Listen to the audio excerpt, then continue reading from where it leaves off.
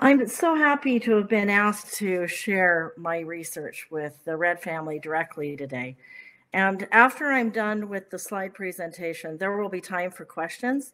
So if any of you have any questions or you want a clarification on anything, I'll be happy to entertain those questions. So I'll go to my slides directly.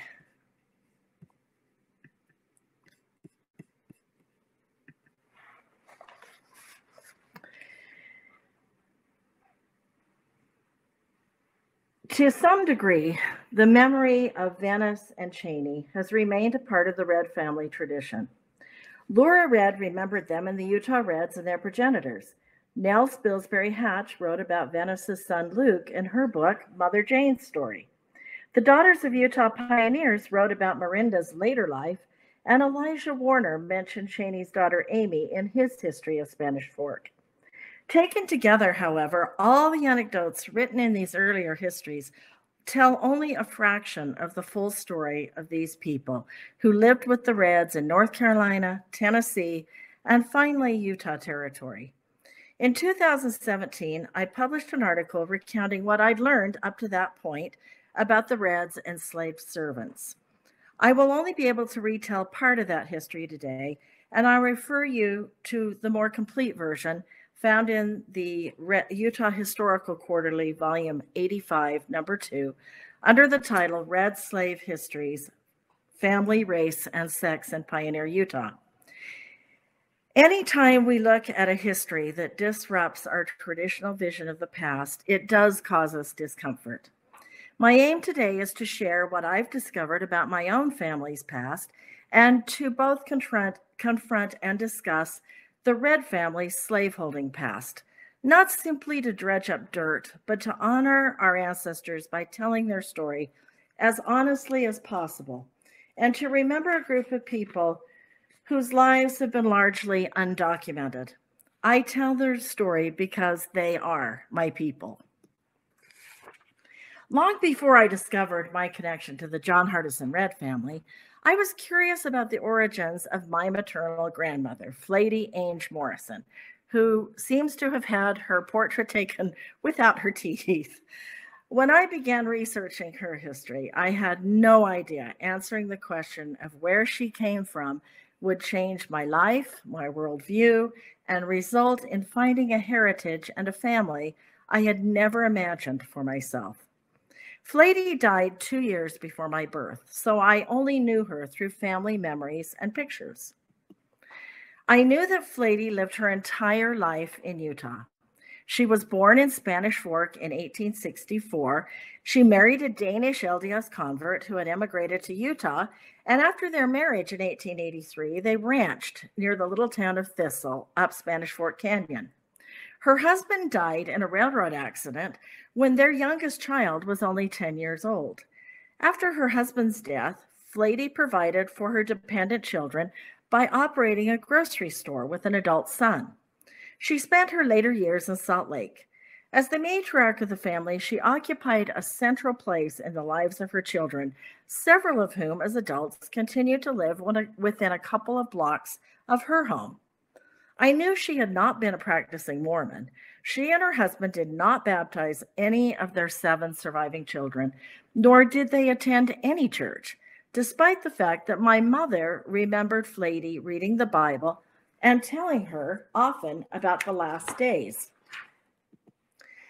Even knowing these facts about her life, it seemed her early years were veiled in mystery. Millie, my grandmother, Flady's daughter, couldn't tell me who her mother's father had been. Flady's maiden name was Ainge, but my grandma thought her mother entered the Ainge family by adoption rather than birth. My grandma's reminiscences lacked detail, and they left me feeling pretty dissatisfied. My curiosity about Flady's roots stayed with me until adulthood. Despite having known all of her children to some degree or other and visiting with the extended family all my life, I felt I didn't understand Flady's full life history. When it became possible to do genealogical work online, I thought it might be a chance for me to answer more of the questions I had. 20 years ago, during the Christmas season of 2001, I was on Temple Square looking at the lights and went into the visitor center to warm up. I saw they had installed computers for genealogical research. On the off chance that someone had submitted information about her in Family Search, I typed in her name, Flady Ainge. To my surprise, a pedigree appeared on the screen that listed a mother and maternal grandparents. But where the name of her father should have been listed, it said unknown. A light dawned on me, and things began to make sense. Flady's mother's maiden name was Ainge. Flady was indeed a biological Ainge, but she must have been born out of wedlock. I wondered if my grandmother had known that, but just didn't want to say. Having never really done any family history before that time, I thought it might be easy to discover who Flady's father had been, so I started looking. The next few months, I became obsessed with that question. I devoted every spare minute to visiting the Family History Library, the DUP, or the State Archives. In the process, I learned a lot about my deceased mother's family, a history that had evidently been forgotten. My mother, who converted to the LDS Church as an adult, had 4 pioneer Mormon grandparents. Some of her ancestors had been in Kirtland and Nauvoo. Why didn't we know about her deeply rooted Latter-day Saint heritage? My research revealed nothing about Flady's father, but her mother's story was documented in some detail. Love Ainge emigrated from rural England with her parents and siblings. They settled in Spanish Fork in the early 1860s, having converted to Mormonism in Britain. Upon arriving in Utah, Love began calling herself Emma and went by that name the rest of her life. Emma's family was rebaptized in Spanish Fork and seemed fully committed to the church, but Emma did not receive a rebaptism along with her family. A short time later, on May 28, 1864, she gave birth to Flady, my great-grandmother. 2 years later, the still unmarried Emma had a second child, a boy named John. Emma married John Harris in 1874, a fellow English convert, as his second and plural wife. Their union was sealed in the endowment house, and they subsequently had 4 children together. Soon after the couple set up house in Pleasant Grove, 10-year-old Flady and 8-year-old John, Emma's first children, went back to Spanish Fork to live with Emma's parents. So my grandmother had been partially correct in thinking her mother was brought up by a family named Ainge, who were not actually Flady's parents. After months of frustration due to finding nothing in my search for Flady's paternity, one of the consultants at the FHL, the Family History Library, suggested that looking at a census might be a helpful thing. This was in the day of the Soundex, before it was possible to access census records on the internet. A family history missionary led me to an index book, and we looked up the name Ainge. There on the page, we found the names of Emma and her 2 children, Flady and John. Emma's father's and brother's names were listed, but no other men were in the household. There was a letter M listed next to Flady and John's names. The missionary looked at the listing and she literally let out a gasp. If she'd been wearing pearls, she would have clutched them. Oh my, there is an M by your great-grandmother's name. Well, I saw the M too, but I didn't know what it meant. Oh dear, she said, that means mulatto. Well, I left the library and attempted to act like I heard this kind of news every day of the week, but I was pretty shocked. First of all, I was shocked to learn that there were any Black men in Utah in the 1860s, let alone that one of them was my second great-grandfather. But now, knowing that Flady's father had been a Black man, the pool of candidates narrowed significantly. I assumed the man I was searching for was biracial himself, because Flady had successfully passed as white all her adult life. I found a life sketch of Emma Ainge Harris in the DUP History Department. The author of the account, apparently trying to be delicate, had labeled Flady and John's father as a Southern man, omitting any mention of his race. The writer said he had left some property for the maintenance of his children. By searching at descendancy charts and submitters and family search, I was able to find Emma Harris's descendants, question them, and involve them in my search, hoping their side of the family had retained some knowledge that ours had lost. The life sketch showed that at some point, they knew more than my family did about my second great-grandfather. About this time, I ran across a little DUP publication called The Story of the Negro Pioneer from 1965. The daughters put it together from reminiscences they gathered. Even with all its inaccurate accounts, it served as a jumping-off point, a place to begin learning something about early Black settlers in Utah, Mormon and otherwise. It told of LDS slaveholding converts from the South who came to Zion. I learned that in a few cases, when a white family converted, some of their enslaved workers were baptized as well. After emancipation, many formerly enslaved men, women, and children made the Intermountain West their home, and descendants of these early Black pioneers continued to reside in Utah. I didn't know at that point if I was looking for an enslaved or a free Black man, so I researched all the families and people I could. I thought Flady's father, even if he had come into Utah enslaved, must have been set free at the time he left Spanish Fork because he had owned property, and that would not have been possible under the conditions of slavery. I read histories of the white slaveholding families of Utah, hoping there would be clues contained in there. My search was relentless, but I quickly learned that researching enslaved, illiterate people presents a unique set of problems.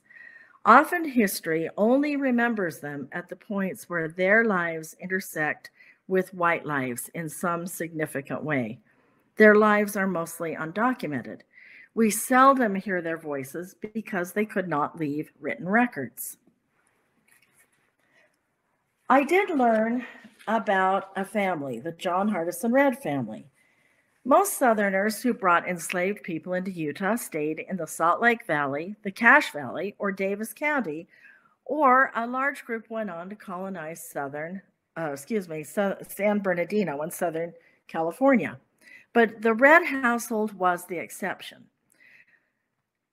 They had made Spanish Fork their home, and John Hardison's wife, Elizabeth, had inherited 2 enslaved sisters from her father. When she married John, they became part of the Red household. And these sisters, Venice and Cheney, were baptized with John and Elizabeth in 1843. When the Reds came west, these 2 Black women and 4 other unfree, biracial young people came with them: Luke, Miranda, Amy, and Sam. One of these, Luke, who was said to be the son of Venice, was about 22 when the Reds arrived in 1850. And he stayed connected to the family after they settled in the Spanish Fork River bottoms. There were several reasons that Luke seemed to be the best candidate to fill the role of Flady's biological father, but I had no real evidence to validate that guess. The late Utah historian Bill Hartley thought there should be a special room in all the family search centers called the Hallelujah Room, so researchers would have a place to go and shout hallelujah when they finally found their long-lost ancestor. Well, after 3 or 4 years of looking for my great-great-grandfather, I hadn't even come close to a hallelujah moment. So in my discouragement, I resigned myself to the fact that I might never know his identity. For 10 years, I stopped looking. Then in June 2014, I peeked at my family tree on Family Search, and I was pretty shocked to see that someone had named Luke Red as Flady's father. I thought that either someone had taken a great leap with no evidence or had discovered something new. And this is when I began to learn the beauty of collaboration.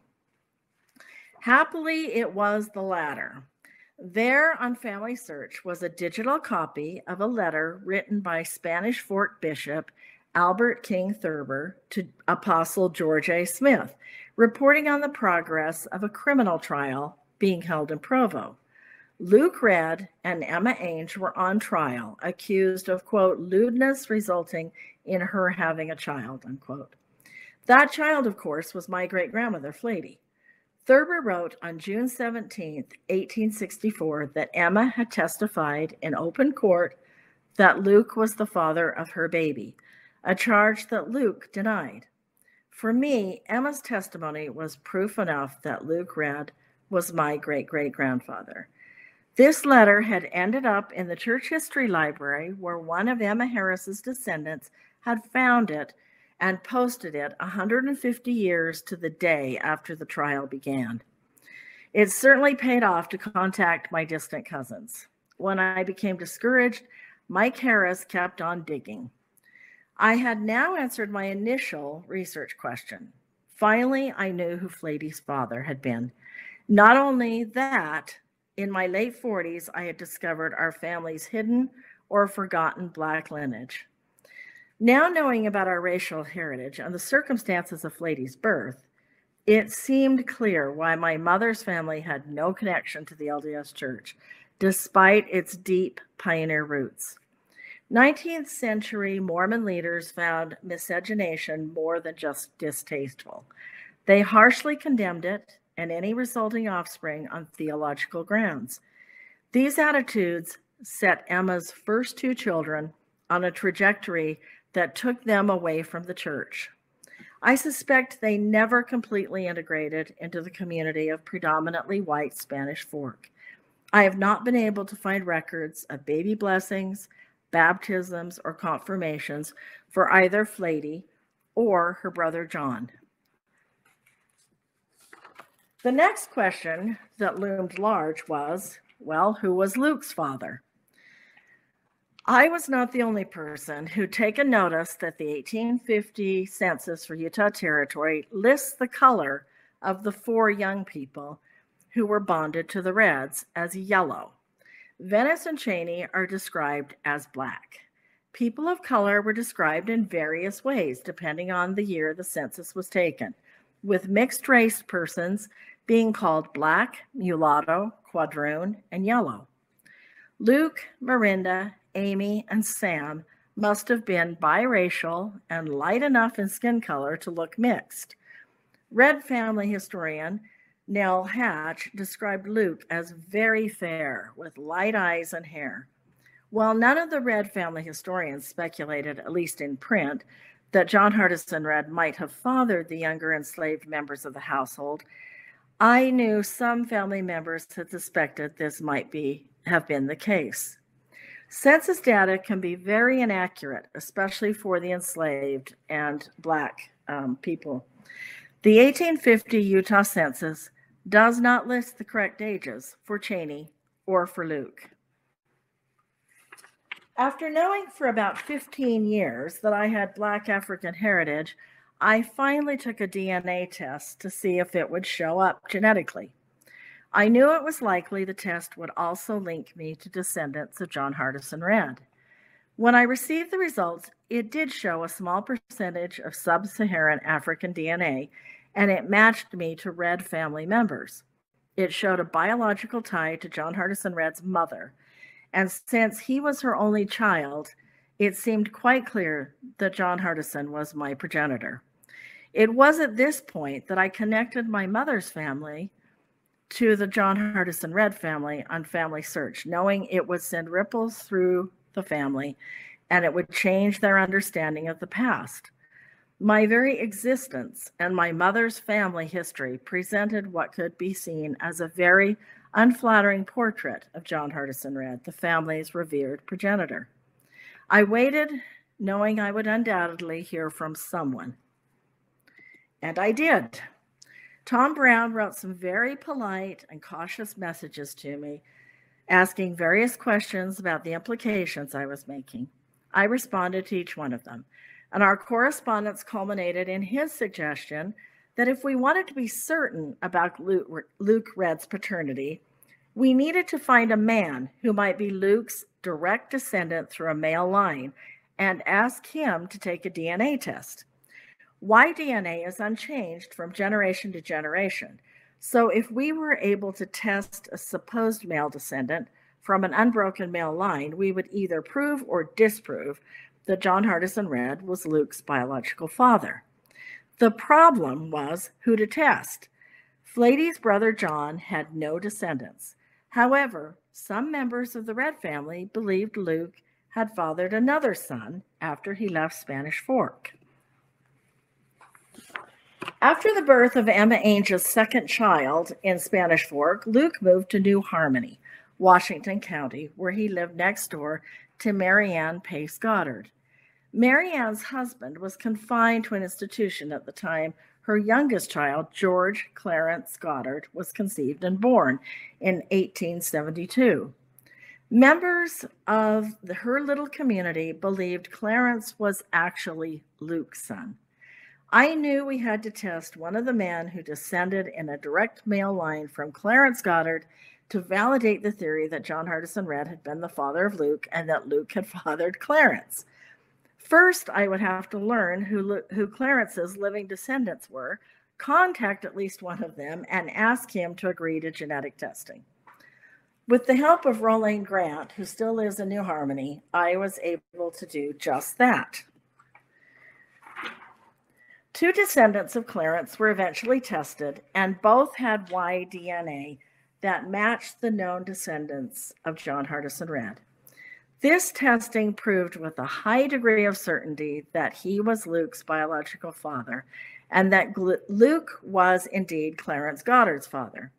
The Thurber letter confirmed that Luke was Flady's father, so with this knowledge came a whole host of questions about the Red household, its relationships, its roots in Southern slave culture, and the lives of its members in early Utah territory.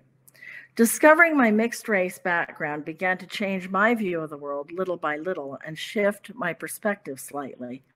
I began to realign my view of the world, my family, and myself, and I wanted to know more about the real conditions of slavery and how my Black ancestors lived life in a predominantly white community while enslaved and later after they were emancipated. The best place to begin to understand is to put the Red household in their historical context in early Utah. To do that, we'll start with the census. This is a picture of the 7th census of the United States. It was scheduled to be taken in 1850, but the forms for Utah were held up in the mail, causing it to be taken in 1851 on homemade forms. Schedule 1 was supposed to list free inhabitants in a state or territory, and Schedule 2 was supposed to list slave inhabitants. There were enough enslaved men, women, and children in Utah territory in 1850 and again in 1860 to require slave schedules to be made. By the time the 1850 census was taken, a large group of the enslaved were camped in Utah County with their owners who were headed south to colonize San Bernardino. All these people were listed on a Utah County Schedule 2. I know this is a little hard to see, but if you look on the right where it says remarks, you can see that it says going to California, ditto, ditto, ditto, all the way down. Mormon leaders were hoping that they could be successful in their bid for statehood, and they thought that would be more likely if Utah entered the Union as a free state. Therefore, they sent this version of Schedule 2 to the Census Bureau. I've labeled it as the official version. On the far right, under remarks, it says going to California, making it appear that while there were a number of enslaved people in Utah County, it was only for a short time and they were leaving the territory. Schedule 2 for most states only records the name of the slaveholder, the sex, the age, and the color of the enslaved person. But when Reuben McBride enumerated Utah slaves, he did something different. He listed their names. When Laura Redd and many other historians looked at the 1850 census, They looked at the version on the left of the slide. This is a page from Schedule 1 of the official census that Utah leaders sent to the U.S. government. In this version, John H. Redd, Elizabeth, and their children are listed as a family group. Next come Venice, Cheney, Luke, Miranda, Amy, and Sam, but with racial or color designations next to their sex. Nothing, however, indicates that they were anything but free members of the Redd family. This version of the census, however, was not the original one. The original, on the right of the screen, included a slave schedule, or Schedule 2, for Davis and Salt Lake counties. The only slaveholder in Utah County who was not leaving for California was John H. Redd, and he's listed first on this original Schedule 2, along with the enslaved members of his household. For many years, the Redds have misunderstood or forgotten Sam's status. Next to his name, there is a notation in the remarks column giving his freedom date. He also has a surname, Franklin. These two things indicate he was not enslaved, but simply indentured. And so far, we have no idea where that indenture took place. This is a transcription of the original 1850 census and the official 1850 census.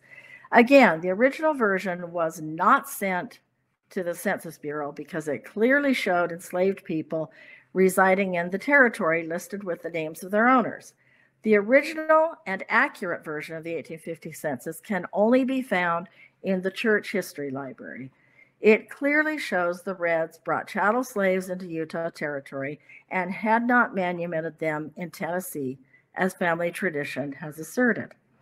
According to our modern sensibilities, owning slaves and being a committed Latter-day Saint seem antithetical, but the Redds were no different than many other slaveholding Southern converts. Later family histories of many families claim that their progenitors freed their slaves upon joining the church, but almost every one of these stories is false. Human property was valuable, and it represented an important percentage of wealth. There were converts who sold slaves to help finance their trek to the Rocky Mountains, but others planned to use enslaved labor to help build new Mormon settlements in the West. In the first half of the 20th century, as Utah families began to write about their ancestors' slaveholding past, many of the memories of that distant time had begun to fade, and a new myth had taken hold with the ubiquitous and romantic depiction of the Old South they found in books and movies, like Margaret Mitchell's Gone with the Wind. In my junior high obsession with it, I saw the movie 8 times, and I could recite passages I particularly loved. I was not alone in allowing it to dominate my imagination as I pictured American slavery and the opulent conditions in which Southern planters lived. More often than not, other Mormon descendants were like me, imagining their ancestors living in the same world Scarlett O'Hara lived in, a world where all Southern farmers were rich planters living in fine mansions like Tara, entertaining the neighbors with barbecues and balls, loving Black servants volunteering a lifetime of service even after being freed by their now enlightened Mormon enslavers. In reality, many farmers held only 1 or 2 slaves and worked out in the field right alongside them. Sentimentality runs deep in some family histories, and to get at the real lives of the enslaved who lived and worked in Pioneer, Utah, it's important to try and understand how slavery was actually practiced by Mormon converts. A unique type of slavery was codified in Utah in 1852. At the beginning of that year, the Utah Territorial Legislature passed laws to regulate both Indian and African slavery. The concept of the curse of Cain drove Brigham Young's argument to legalize a form of servitude in the territory that ensured enslaved people of Black African descent performed what he saw as an inherent duty to the white man.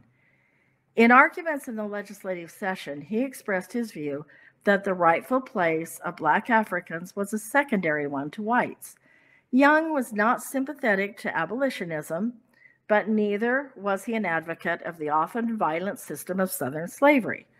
An act in relation to service required slaveholders to treat their bondsmen humanely and provide for their material needs. It even mandated limited education for the enslaved. When faced with a wealthy group of Latter-day Saint slaveholders in his domain, Young rejected Orson Pratt's argument for immediate manumission and proposed what is today recognized as a brand of servitude unique to Mormon Utah Territory. The provisions of the law required slaves to be registered in the probate courts. There are only 5 extant registrations. They are for enslaved men or women who were being sold or who entered the territory after 1852.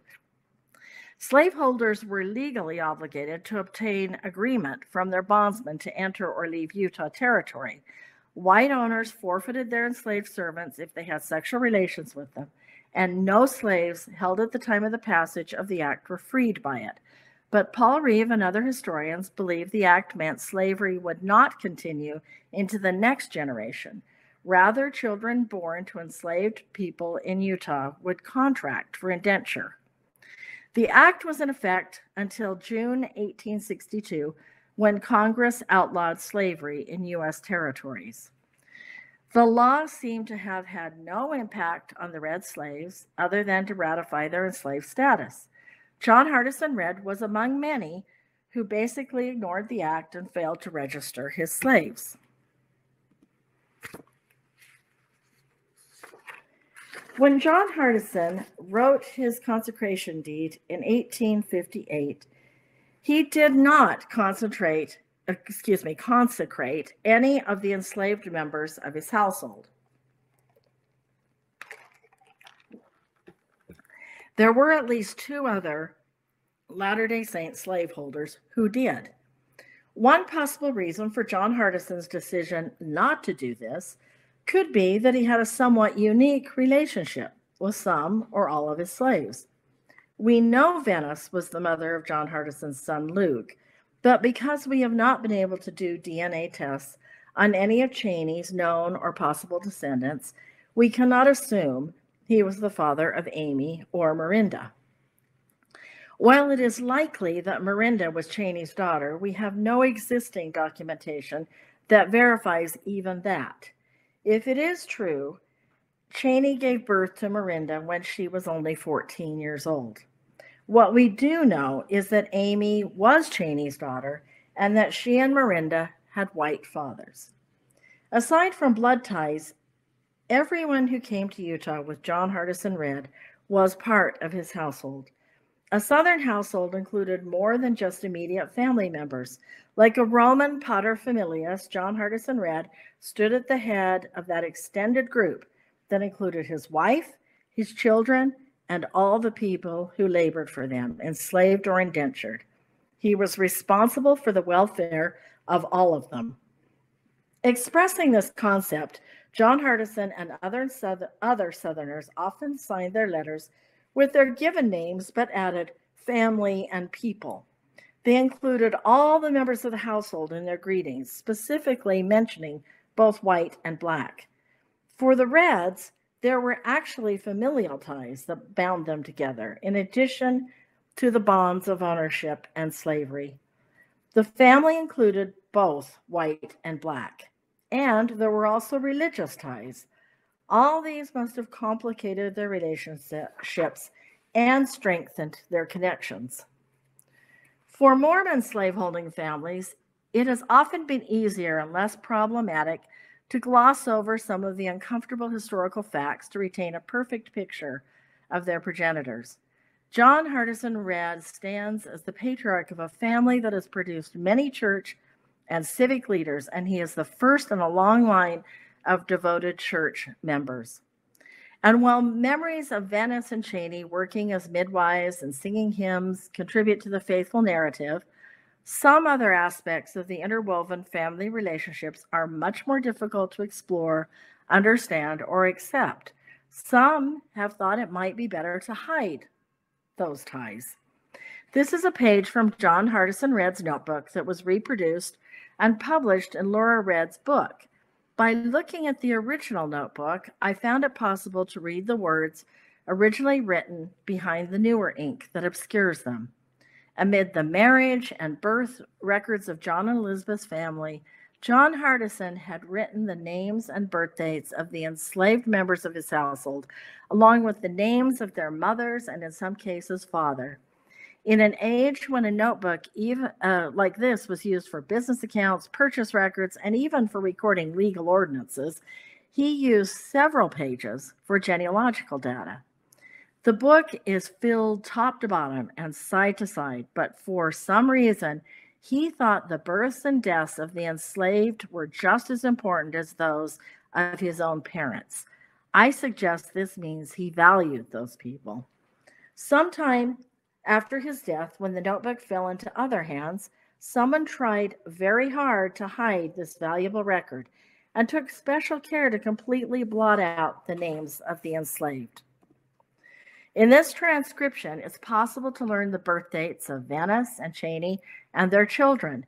It lists the names of their parents and their sisters, Mariah and Finity, and their brother, Abram. In addition, John Hardison documented the birth of Mariah's son, Thomas. For unknown reasons, Miranda is not listed, and Amy's birth is not listed, but on a separate page, her death is noticed. It is through John Hardison's record that we learned that Venice and Cheney were full sisters and lived in a family group in Zebedee Hancock's household. This kind of information is extremely rare in slavery research. We don't have any pictures of Venice or Cheney, but these just represent them. After learning that my great-great-grandfather was Luke Redd, I wanted to know the histories of all the enslaved Redds. The Redd family historians had no problem remembering the service Venice and Cheney gave the family. They were recognized as loving and loyal. They joined the church with John and Elizabeth Redd. These two faithful LDS women helped deliver babies, care for those babies and their mothers, and nurse family members through illnesses. They had been Elizabeth's servants since they were young girls and seemed to have lived lives of hard work and propriety. Like so many enslaved families, theirs had been broken up when their original owners died. Laura Redd questioned whether it was right for John and Elizabeth to bring these women and their children into Utah, but she answered her own rhetorical question with the assurance that they were all happier together. We have no sources to verify that opinion. As enslaved women, they likely would not have been consulted about their wishes. But once John and Elizabeth decided to go west, there really were very few viable options for the sisters. If they'd been manumitted and left in Tennessee, there was always the danger present of being forced back into slavery. If they had been sold, they would have risked harsh treatment by unknown owners. After arriving in Utah County, both Venice and Cheney accepted rebaptisms in 1852, demonstrating their continuing devotion to the LDS Church. Miranda and Amy were baptized for the first time that same day, so being among the saints may have been important to even the enslaved members of the Redd household. Venice attended church meetings in her red velvet dress and loved to sing hymns, according to the stories. She received a patriarchal blessing in 1855, in which Isaac Morley stated that the delight and desire of her heart was to keep the commandments and to comfort those who mourn. He told her that through the merits of Christ's blood, she was made free. Venice, her son Luke, and Miranda were, in fact, made free, but not until after John Hardison's death in 1858. Elizabeth had predeceased him, and he died intestate. It was left to John Hardison's young widow, Mary, and his oldest son, Lemuel Redd, to settle his estate. They made a very generous and extraordinary decision to divide property, farm stock, and tools between the Redd children and these three enslaved people, freeing them in the process. Enslaved people could not own property, so becoming property owners emancipated them in fact, if not technically at law. It is possible that neither Mary Louise Redd nor Lemuel wanted to keep enslaved workers. Mary was Welsh, and since coming to Utah, Lemuel had grown up away from the Southern slave culture his parents had lived in. The Reds, rather than being compelled to do so, voluntarily gave their slaves their freedom at least 3 years before the federal government required it. Luke inherited a house along with acreage where he, his mother, and Miranda were living in 1860. Venice continued to live in Spanish Fork until her death in 1876 and is buried in the Pioneer section of the Spanish Fork Cemetery. Cheney was not mentioned in the document that describes the distribution of John Hardison's property, but that is not because she had died, as earlier historians thought. Instead, she moved to St. George with the Samuel and Mary Cunningham family and lived there until her death in 1872. She may have begun living with the Cunninghams as early as 1860 or even before. Her daughter Amy, who Cheney named after her own mother, had died in 1854. Cheney and Venice lived out their lives according to the social norms of their time. Both continued doing the kind of work they had done while enslaved.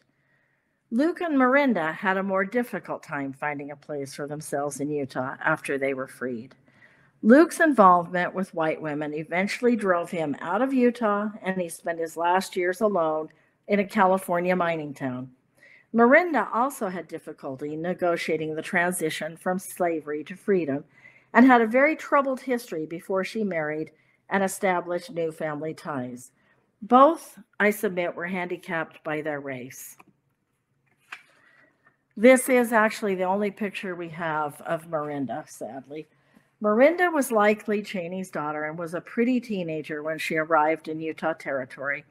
After joining the church, she became a member of the Relief Society and contributed goods to support the needs of the militia in preparation of the Utah War in 1857. She, like Luke, found no suitable marriage partners in Utah County and gave birth to 2 biracial sons in the 1860s. She was apparently preyed upon by young white men in the community, and worst of all, by a violent older Mormon slaveholder, William Taylor Dennis. Miranda's first son, David William Pace, lived to manhood. His father was the younger brother of Anne Mariah's and Anne Elizabeth's husbands. Miranda's second son, fathered by William Taylor Dennis, died as an infant. Around 1870, Miranda married another former slave and lived the rest of her life in Spanish Fork. For those that are interested, I've written about Cheney and Miranda's lives in greater detail in my article, and I'll refer you to that.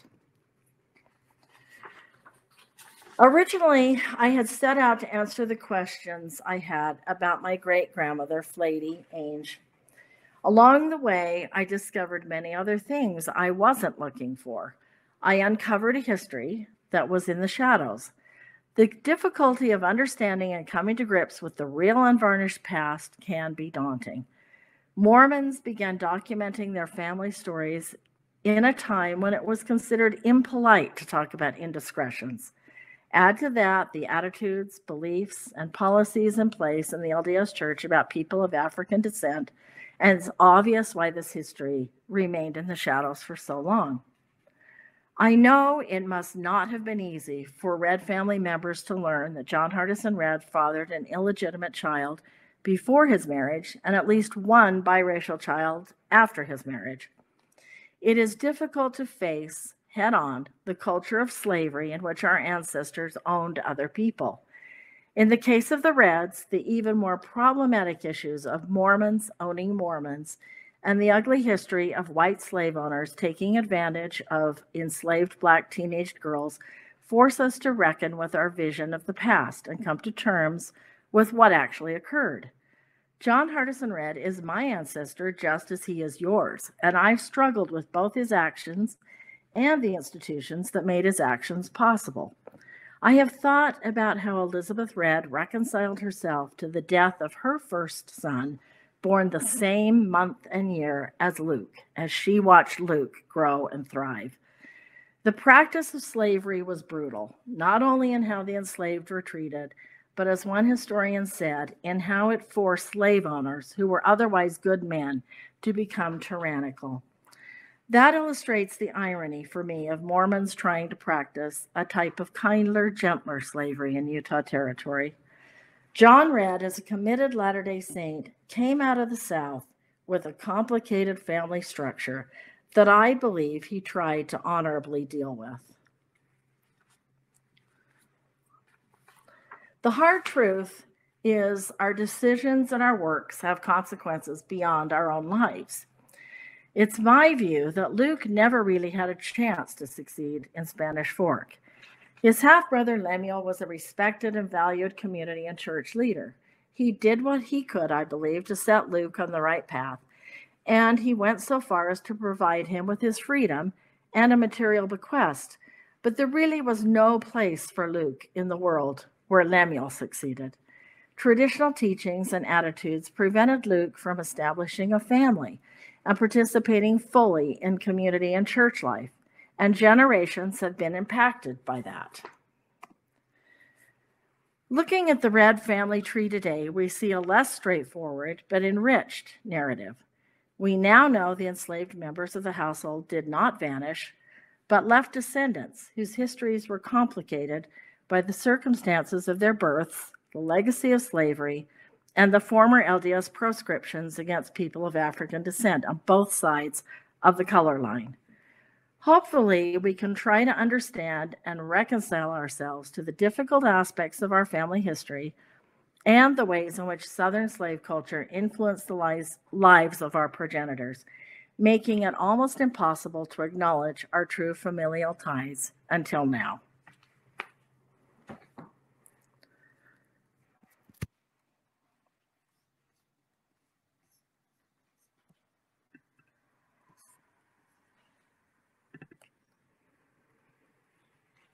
Are there any questions or comments? And we do have a few more minutes, and so if anyone has a question, please feel free to post those in the Ask a Question area at the bottom of your screen. We do have one question from Jay. He asks, approximately what year did Lemuel Hardison Redd Sr. grant the bequests to Venice? It would have been after John Hardison died in June of 1858, but before Mary Lewis Redd remarried. So at some point during that period, late 1858, early 1859. Okay. It's not dated. The document is not dated. Okay.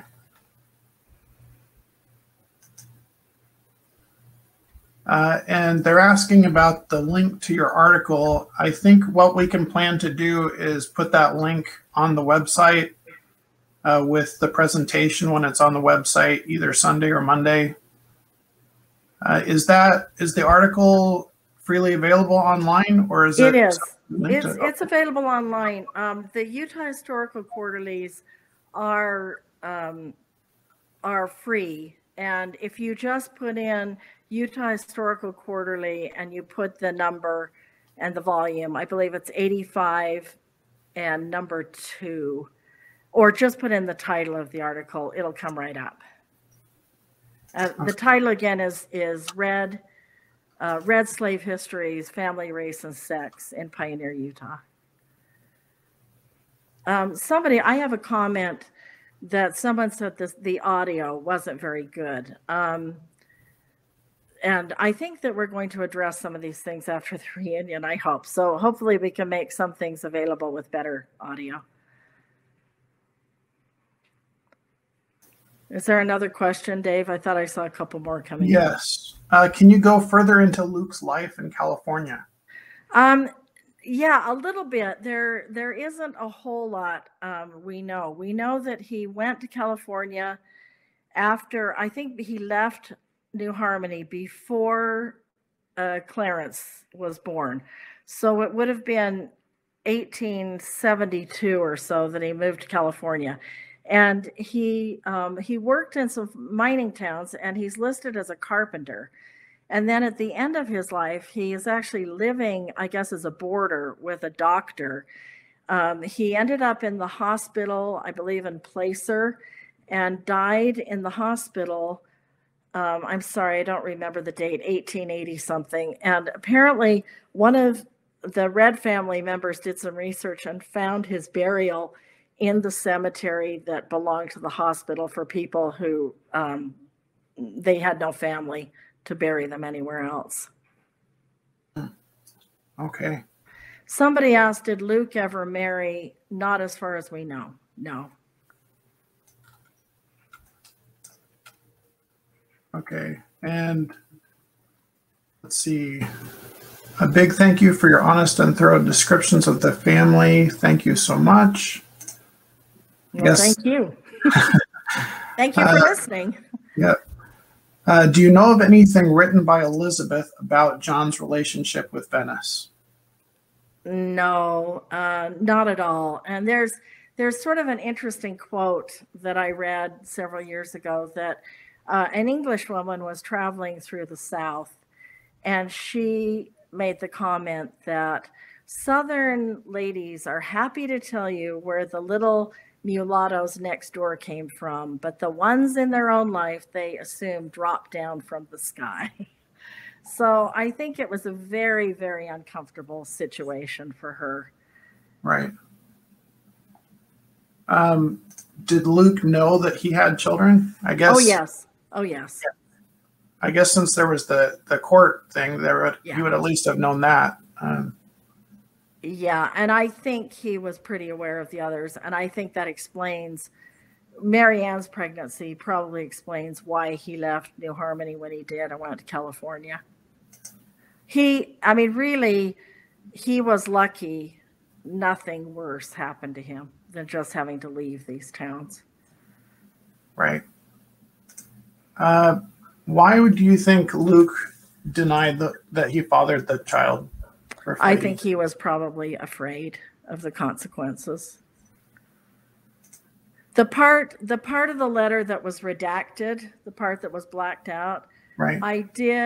I was successful in getting one of the consultants at the Family History Library to read it and to tell me what it said. And Albert Thurber was the bishop, and he says in that blacked out part that Luke admitted to him that he had relations with Emma. So he had sort of privately admitted it, but I think when it came to the court situation, he was too frightened to say it was his. Right. And someone asked, are there any pictures of Luke? No. Okay. So far, no. So some people are asking how they can get a hold of you. I guess we can post that information with the presentation on the website. Yeah, that would be fine. I'd be happy to give out my email. In fact, if you want it, I can give it out now. Okay, yeah, go ahead and. Okay, it's Tonya, TONYA .color, just COLOR LLC@gmail.com. Okay, I've posted that in the chat. So thanks. Hopefully that's correct. I can see a couple of these other questions in the chat. What was the outcome of the court proceeding? I wish I knew. The problem is records are missing. The court records are missing. We can't find them. Did Lemuel know that Luke was his brother? I believe he did. And it just hit me the other day when I was looking at the distribution of property document one more time, that Lemuel wrote Luke's last name in it. And Luke was not freed and would not have been normally using a last name, but Lemuel writes down his name as Luke Red. And I, my gut instinct, I don't know, my gut instinct is that Lemuel was aware and knew that Luke was his half-brother, and that might explain some of the reason that Lemuel looked out for him and his interests so much over and over again. Right. And it looks like it's Tom that's asking, was Lemuel not able to protect Luke? I think he protected him by helping him move. Yeah. Okay. I mean, if you know, it was one thing to have two children with an unmarried woman, but having a child with a married woman in a small town like New Harmony was, I would think, not. I don't see how he could have stayed there after that. Right. One question from Jane. She says, after receiving an inheritance, what did Luke do with that property before leaving for California? And how many years was that he had the property? That's something that we need to look into a little bit more. But as far as I know, if he received that property about 1859, I don't know if it was at the point when he moved to New Harmony that the story comes in that he left it for the maintenance of the children. I do know that my great grandmother and her brother did receive some money from the sale of some property in Spanish Fork. The information's a little unclear to me right now because I haven't researched all the details, but they did receive some money, and their mother, Emma, was really infirm. By the time she was in her 60s, she was completely crippled, and her plural husband had been sued by his first wife, and so she had no money, and the kids gave whatever money they got from that sale to her and her support. Okay. And what was the age difference between Lemuel and Luke? I think it's about 8 years. I think that Luke was born in 1828. Okay. And were Venice and Cheney mixed race also, or were they? It's a possibility, but they are listed as black. Okay. It looks like that's all the questions, and it's actually time to go on to the memorial service. Okay, one more question. In those households, would they have been schooled together? For like Luke and Lemuel, would they have grown up being educated together? I doubt it, but somebody did teach Luke to read and write. He was literate. Okay. And so Lemuel was older, though, you said? No, Luke was older. Oh, Luke was older. So yeah. Luke was about 8 years older, you think? Yes, I think so. Okay.